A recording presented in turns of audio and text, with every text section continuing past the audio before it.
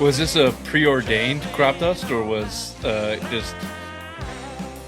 It was one of those where, like, this could happen. I'm like, fuck it. I just let it rip, and then I just told the guy that I crop dusted him. You told him? Yeah. And then, it takes like another like 20 seconds for it to make it his way. He's like, oh, God damn it. Don't your people call that smoke signaling? Crop dusting is still the official term. Fair enough. Welcome into the Simple Sports Show. It's opening day for the Red Sox, otherwise known as the latest iteration of the overpromising and underwhelming Red Sox disappointment tour, otherwise known as the baseball season, which we know Bobby's excited about.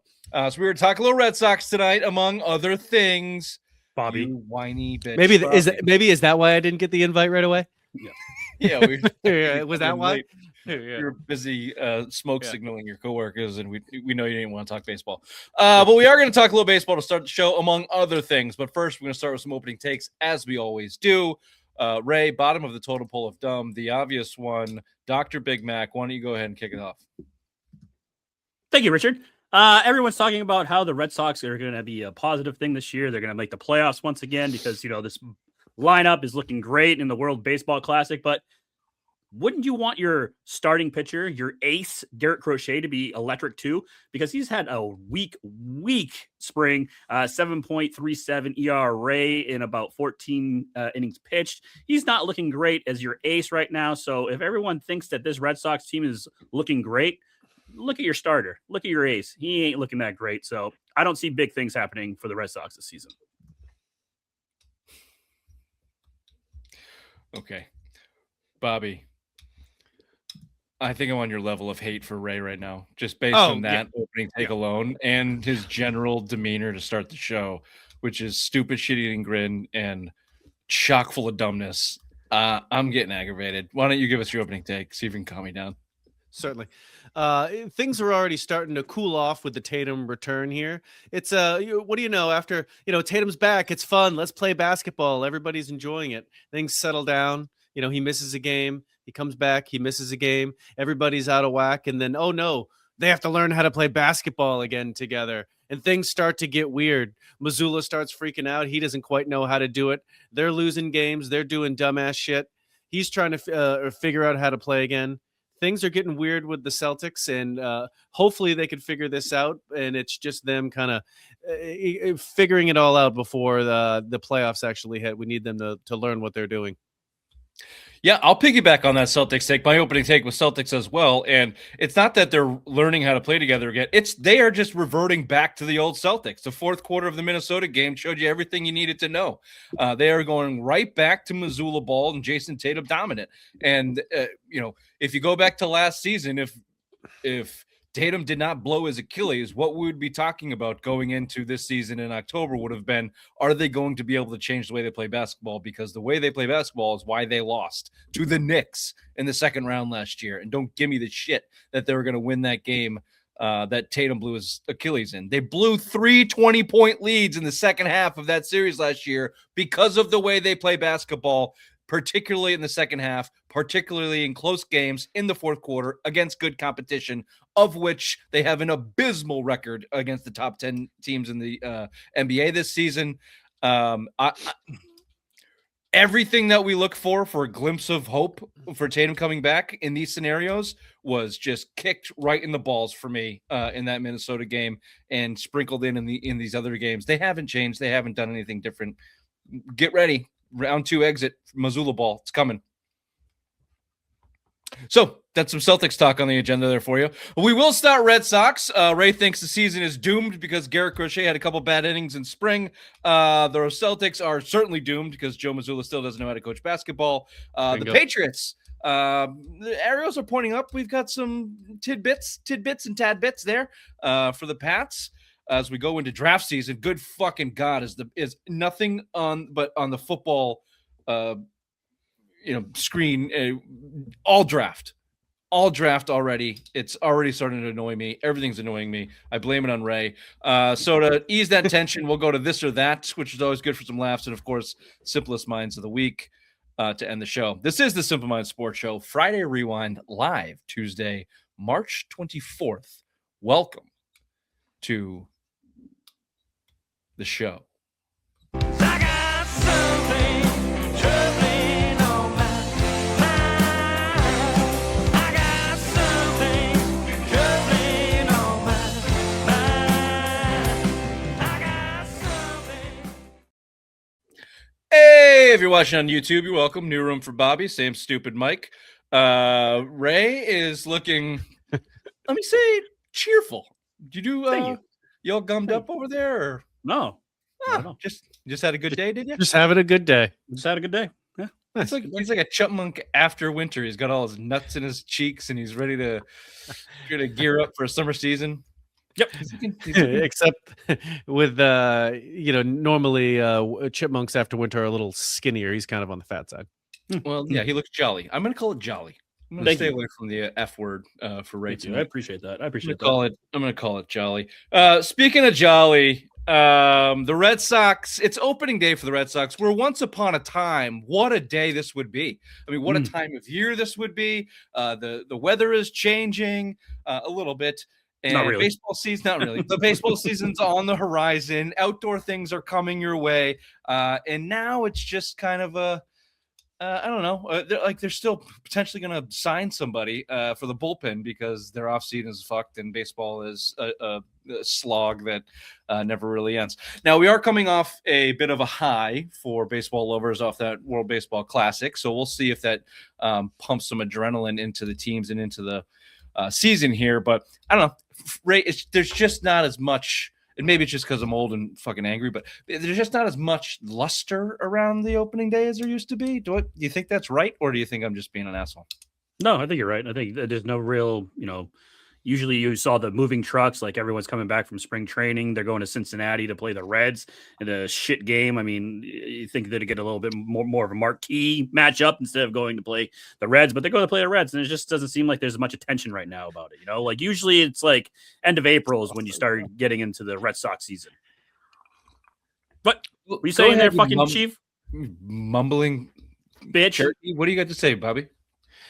Baseball's so dumb. They literally own certain parts of the season and of the year, and what they choose to do with it is nothing. It is just it's so dumb. Where they own holidays, they own months of the year, and they don't do anything special. They just put every single game out with, like Ray said, no marquee matchups. They don't do anything different. They just run out the same old product like it's 1965. Well, the big thing is that the big thing is that Giants and Yankees tomorrow are opening up the season on Netflix. Well, at that is 7 p.m. like 1964. That is that is like old school lovers baseball right there. That's a wet dream for old men. They can't do that anymore, Ray. I know, that's why I had to think about that real quick. Now, look, the product has gotten better over the last couple years, but I will say, baseball, the business of baseball is an interesting thing because it's not a national sport; it's a regional sport, but they still make money hand over fist. I mean, maybe like. Does the 60-year-old generation have to die off to really, is the ratings just going to plummet? Is that what's propping this sport up? I don't know. It's certainly not the young people. In our generation is a swing or miss, a hit or miss. So it's an interesting study of the business of baseball and why they're still making so much money. And every stadium, well, most stadiums, no matter the team, is packed.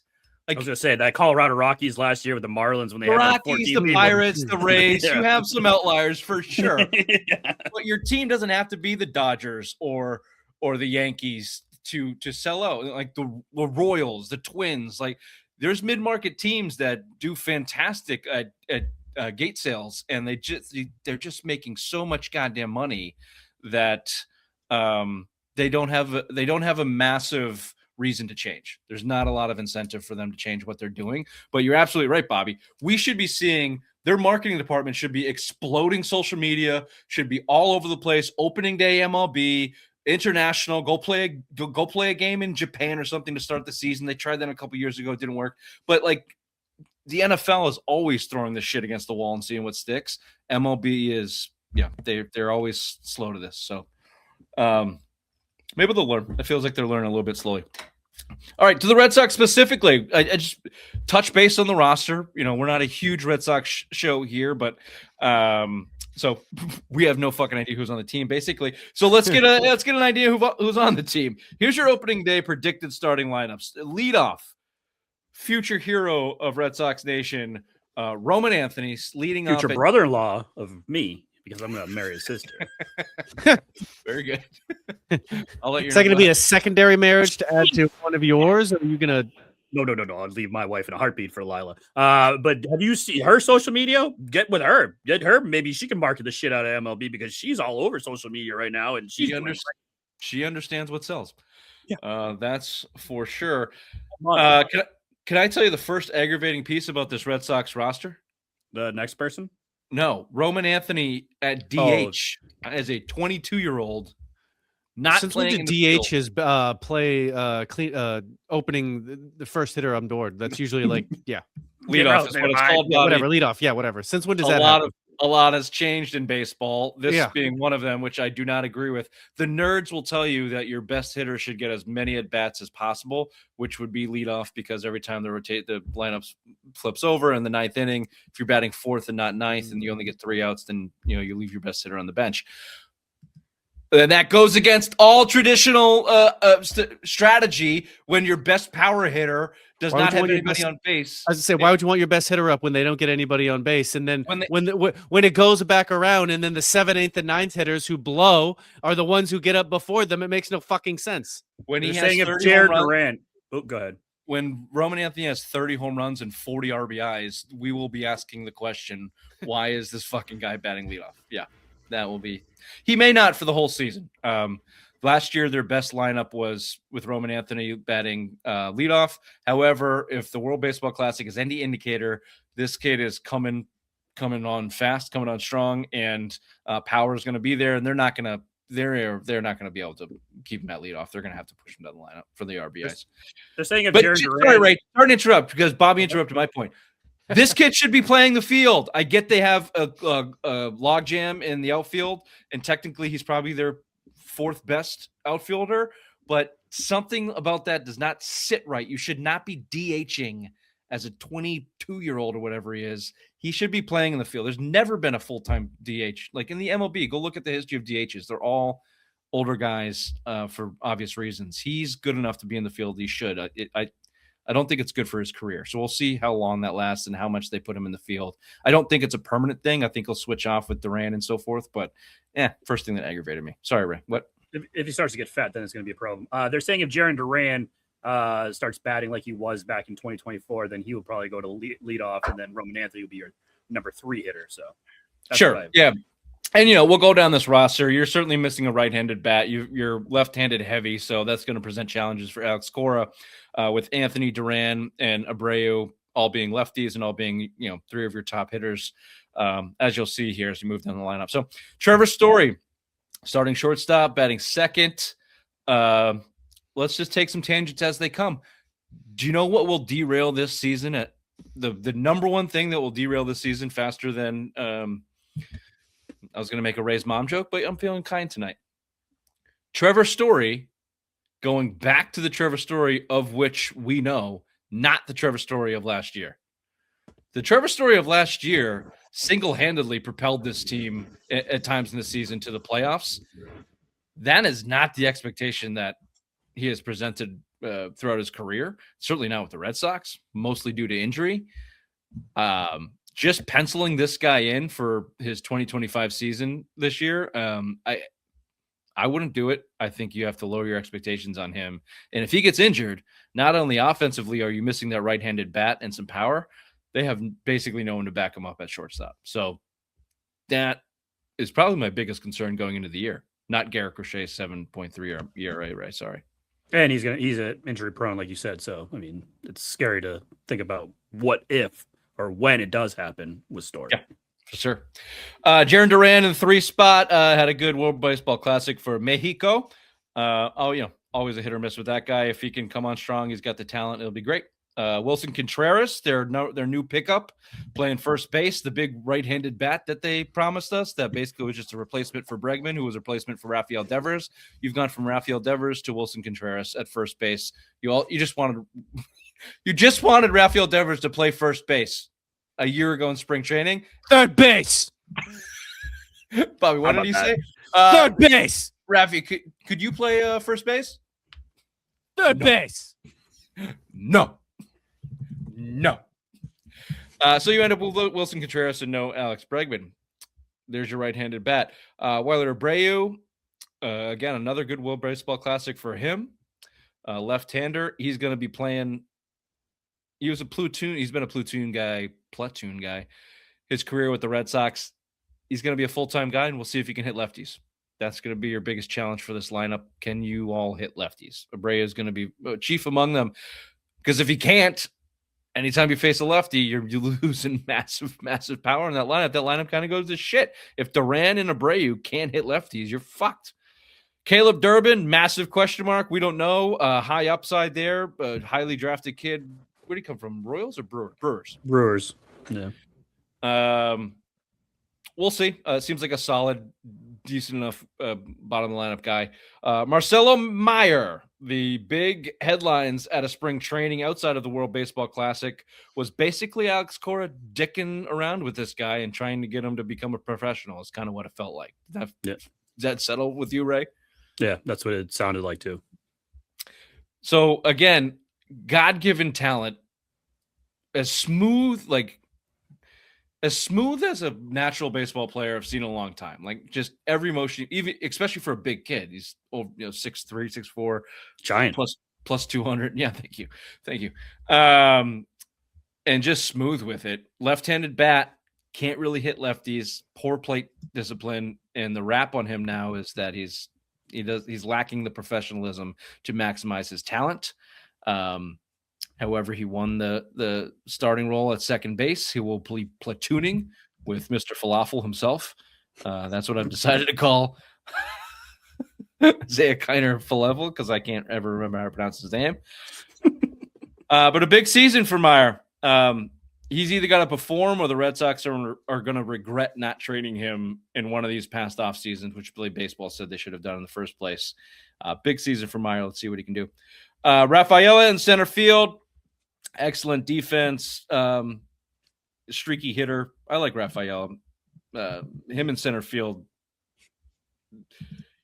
You should be investing in what's the rule? You invest in 80% of your time in the top 20% of your talent. Rafael is your best defensive player at center field, which is one of the arguably the best, the most important defensive position besides shortstop and catcher, certainly in the outfield. He makes up for a lot of other shitty players out there. I like Rafael in center. Let's not mess with him, because they had talked about bringing him in second, and they've done that. They've done that with so many young players over the years and screwed them. Leave that kid alone. He's excellent out there, and he gets on hot streaks behind the at the bat. Just leave him alone. And then Navarez behind the plate there to finish it off. Your bench consists of Connor Wong, Mr. Falafel, like I said, Andruw Monasterio, who scored that infielder position in a tight competition with some other guys. And then Masataka Yoshida. He's Japanese. He is Japanese. We established this a couple weeks ago. The bench is a real ethnic hodgepodge there. It sure is, Bobby. Yoshida, Is that what you were talking about when he was reading that? Yeah. Yoshida expected to not quite platoon, but step in quite often. Alex Cora spoke openly about being aggressive with pinch hitters this year with his heavy left-handed lineup. Yoshida being a righty. Is Yoshida righty? No, Yoshida's lefty. Is Yoshida righty lefty? Keep talking. Fuck. My brain is fried. There's too much ethnicity going on the bench for me to keep track of righties and lefties. We're just trying to figure out what flag they're representing. He's a switch hitter. I knew it. Boom. I knew I was. You were right on both. Yeah, well, just consider me right. Yeah, of course. Of course. Come on. Thank you. Regardless, again, another guy that was absolutely mashing in the World Baseball Classic. We'll see if he can carry it over. I would not expect Yoshida to just sit on the bench, but we know he's poor on the defensive side of the ball, so pinch hitting should be his thing, and maybe he gets a spot start out there in the outfield between their four or five outfielders they've got on the roster here. So there you go. If you listen to the professionals on paper, here's the synopsis of this, Bobby. On paper, this lineup has high upside, but a fuck ton of question marks. If you listen to any local Red Sox reporter, they'll tell you it's better than you think it is. They're going to outdo their expectations. Get your hopes up. These young kids are coming to play. My response to that is fucking prove it, and then I will call you right and me wrong. I haven't seen it yet. Other than Roman Anthony, well, I will hold judgment, but I will. There you go. Thank you. I will hold judgment. I will say I'm wrong in the moment, but I will also. Then you'll find a way to say no, but I was right. This is eventually, why I'm right. eventually, generally, my point gets across. Roman Anthony is the highest upside. Obviously, I think he's as big of a lock as you can get. Outside of that, I think you got question marks all the way up and down this lineup, and your defensive infield is still questionable as well. Yeah. So outside of the clear upgrade at first base and Wilson Contreras, I think they have the first professional first baseman defensively at that position since I can't even name you a guy who played first base in 2018 when they won. Bobby. No, don't you fucking dare give me Bobby Dahlback. Don't you dare give me Bobby Mendoza line Dahlback. No, it was started with a fucking M. God. He was Move on. Wasn't it Pierce? Wasn't Steven Pierce the guy that won the MVP? He was, but he was a hitter. No, it'll come to me later. I'm right about this. I just haven't got it yet. Any final thoughts there on your opening day lineup? Hopefully the cameraman for Nesson shines the light right onto Roman Anthony's sister. There you go. I got you. Yeah, Mitch Moreland. Thank you. Started with an M. Fucking 2 M's. Suck it. Pitching rotation. Garrett Crochet. Top 5 pitcher in the league. Top 5 pitcher in the world. Garrett Crochet. 7. But be careful, people. Ray, why don't you tell them about Terrible this? spring. 7.36 ERA in the spring. Not good. Not good at all. Well, everyone's talking about the World Baseball Classic and how all these guys are laying it up. Watch out for Abreu. Watch out for Anthony. Watch out for Duran. But then you look and you're like, well, look what your ace is doing in spring training. He's not having a great spring. I don't worry about spring training. I certainly don't worry about stats in spring training. I didn't watch any spring training. I didn't watch a single pitch from Garrett Crochet in spring training. I will on Thursday. When I watch him throw, I'll let you know. I'll let you know if you're get the Nesson package. Did you get the Nesson package? Fuck no. Because like you're not gonna be watching them. Nesson, I get MLB. You have to get MLB because I live out of. Oh, you're out of market, so you can out of market. The Nesson app. I don't know if stop me if I've said this, but also don't stop me. No, I want you to go. Yeah, please. The Nesson 360 app, which costs $30 a month to stream baseball and hockey and whatever stupid fucking fishing show is on. Charlie Nesson. Moore. Well, Charlie Moore's the man, but other than Charlie Moore, I think they backed off of Charlie Moore. For $30 a month, you can get Nesson, but not if you're out of market. Make that fucking make sense to me. Make that make sense to me. So they're just going to war with Comcast in Boston? That's their goal? Just go to war with the local cable networks, specifically in New England, and not open it up to the millions of Red Sox and Bruins fans across the world? Like Florida would be a hot market for that. For $30 a month? It's $100 for MLB package for the year. That's not bad. What are you doing, Nesson? Yeah. John Henry, you actually, I think it's the Jacobs that own most of Nesson, isn't it? Or is it the other way around? No, it's the other way around. Yeah. Fucking idiots. Garrett Crochet, Sonny Gray, the big right-handed pitcher that we're all promised, 30 plus years old, got him on a bargain. He's slated number 2. Your rotation is a little bit screwed up because of the Baseball Classic. Ranger Suarez is clearly your number 2. Yeah. That was the actual big pickup for the Red Sox this offseason. But because he pitched in the World Baseball Classic, they give him an extra week. Brian Bayo, same deal. Those guys are going to be slotted up generally above Gray in terms of talent and what they'll, potential playoff rosters, matchups, so on and so forth. So take that what you will. Ranger Suarez, you should, high upside with that guy. Slotting Brian Bayo as your 4th starter, I think is the best thing that's ever going to happen to that kid. Mm-hmm. absolute head case. Once promising, yeah. Once he got that ace, the starting rotation, like the ace. He got the opening day start. 2 years ago, and then he just crumbled ever since. So now you've added Garrett Crochet, Sonny Gray, and Ranger Suarez ahead of your opening day starter 3 years ago. Slotted him where he belongs at number 4, and then probably soon to be surpassed by the young Conley Early, who was the surprise addition to the roster this year with a 1.53 ERA. You want to talk ERAs in the spring, Ray? That should impress the fuck out of that young lefty.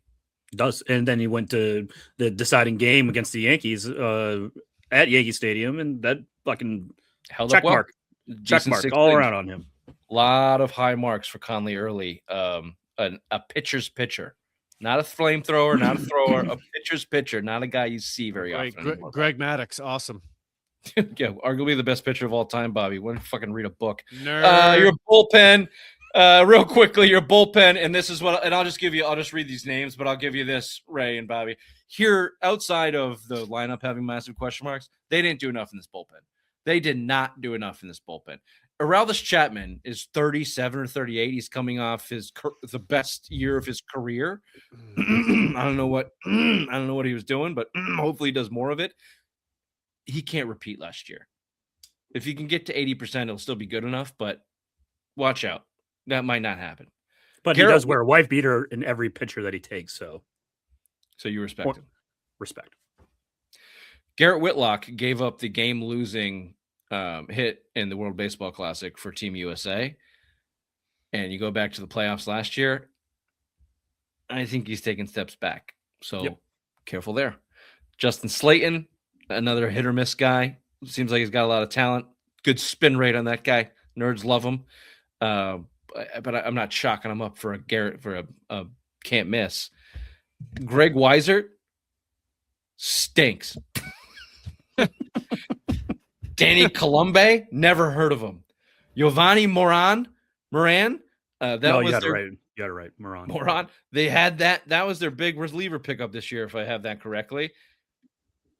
Just a guy. Ryan Watson, I don't know. And then the guy that you might be leaning on more is Oviedo. I can't pronounce any fucking names. But that was really a decent pickup. And he might be okay, but he's had a rough spring. He lost his starting role to Conley Early, so he's in the bullpen. That doesn't matter though, right? What doesn't matter?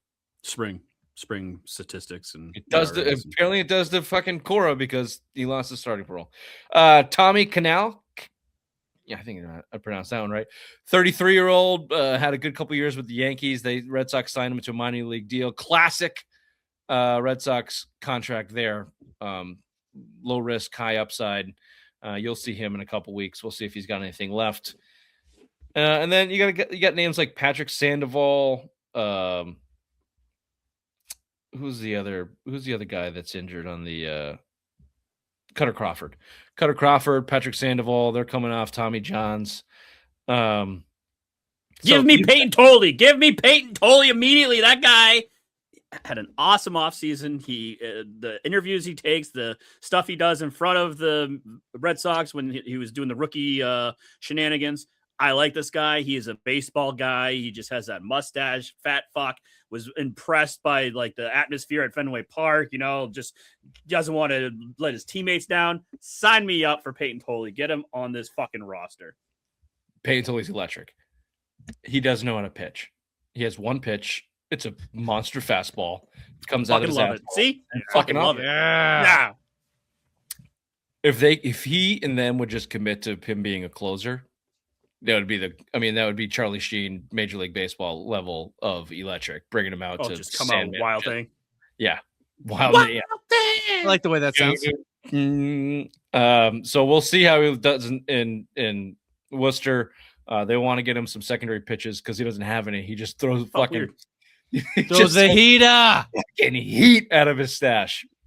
The other guy didn't make the team before we move on is Christian Campbell. Oddly enough. He got paid, though. He's the richest AAA guy of all time. Yeah, no, he's getting a lot of money to suck. The Red Sox and their nerds were very proud of Christian Campbell last year and all of their being smarter than everybody else, putting him on the roster. He hit 220 in the spring. He had a 340 on base percentage with a home run, some RBIs. He's not a good baseball player. He will never make the majors again unless the Red Sox force him up there to make their contract look legitimate or try to trade him. Or he goes to some shit market and he just explodes and becomes the superstar that he was poised to be here. That may be. That may Send him be. to Oakland. Yeah. I'd like to do a soft round of applause for Bobby for sitting through 20 plus minutes of baseball talk. Minor contributions. Yep, minor contributions. The Bobby Vine story. Speaking of minor contributions, we're going to throw it over the headlines with the obvious one.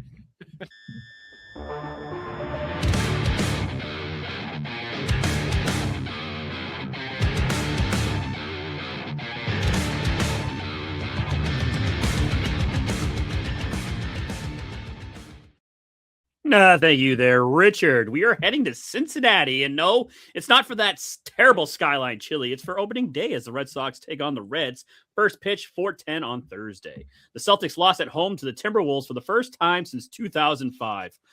Simpler times, happier times.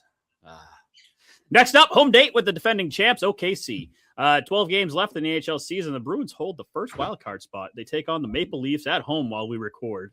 And finally, fuck the Florida Gators for being the first 1 seed to lose in March Madness and fucking rooting my bracket and getting me out of the money. I am very pissed off. They fucking blow. I'm glad everything's bad happened to them. And fuck you too, Iowa. This has been Headlines with the Obvious One. Back to you, Richard.